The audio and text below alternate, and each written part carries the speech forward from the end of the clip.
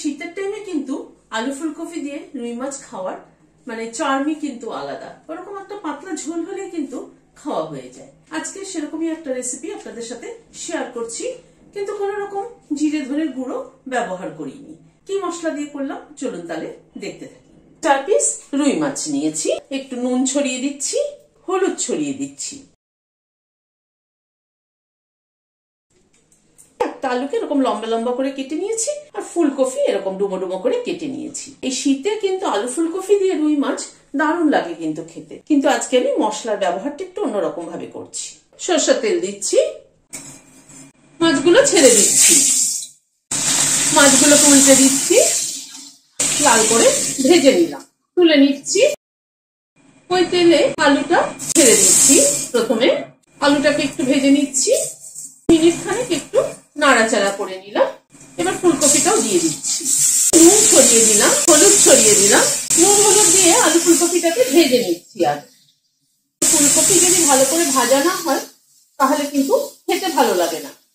আলু ফুলকপিটা ভাজা হতে হতে একটা মশলার পেস্ট তৈরি করে নিচ্ছি।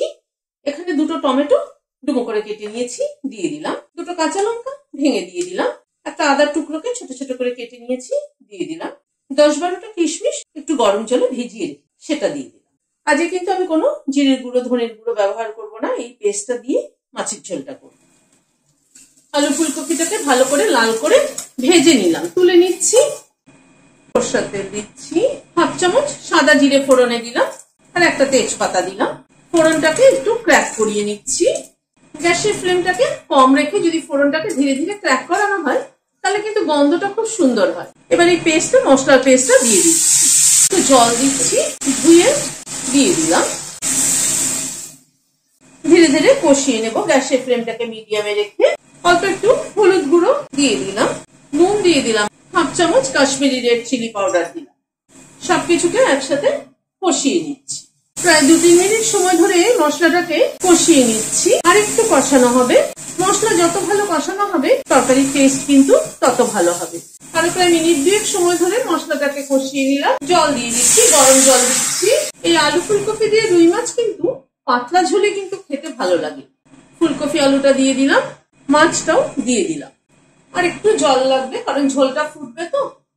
গ্যাসের ফ্লেমটাকে বাড়িয়ে দিলাম, একটু ঢেকে দিচ্ছি। মিনিট 2 পরে ঢাকাটা খুলছি। একটা কাঁচা লঙ্কাকে ভেঙে মাঝখান থেকে দিয়ে দিলাম জাস্ট ফ্লেভারের জন্য, দিয়ে গ্যাসটা বন্ধ করে দিলাম। ঢেকে দিচ্ছি, স্ট্যান্ডিং টাইম 5 মিনিট। ভিডিওটা যদি ভালো লেগে থাকে তাহলে একটা লাইক এবং সাবস্ক্রাইব করার অনুরোধ রইল। আজ তাহলে এখানে শেষ করছি। নমস্কার।